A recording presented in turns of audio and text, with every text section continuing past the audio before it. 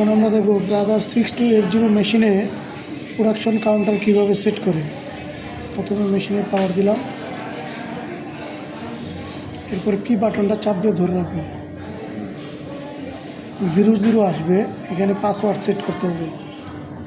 এখানে হবে আপনার এটা হয়ে গেলে আবার এই এরর দেওয়া বাম দিকে নিয়ে আবার প্লাস দিয়ে বাড়াইতে হবে। এটা কমপ্লিট হলে দেন এই যে আবার এই পাশে এরর দেওয়া এদিকে নিয়ে যেতে হবে। দেন এটা ওকে, এখানে এন্টার দেওয়ার পর আমরা চলে যাব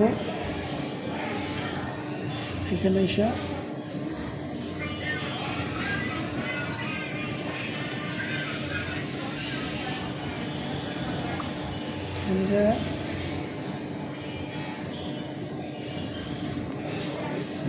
এখানে এসে P27 এখানে ঢুকতে হবে, ঢুকে এন্টার করতে হবে। এন্টার দিয়ে দেখেন 6N06 আসতে হবে, 6 এসে এন্টার। এখন এখান থেকে আপনি সেট করবেন কয়টা টিমিং হওয়ার পরে কাউন্ট করবে। আমি এখানে সেট করে দিলাম 3, এন্টার দিয়ে দিলাম। এখন যেটা করব এই 12তে যাব, N0 12, এটাতে এন্টার করে এটা আমরা 1 করে দেব, 1 করে দেব।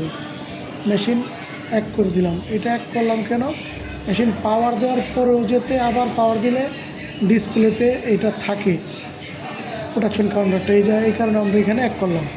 এখন আমরা ব্যাকে যাব, ব্যাকে যায় 41-এ যাব,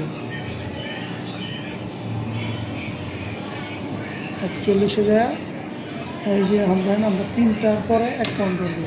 চালাই, 1 বার, 2 বার, 3 বার, 3-এর পরে 1 কাউন্ট করছে। এখন দেখেন পাওয়ার বন্ধ করে আবার পাওয়ার দিলে এইটা যাবে না।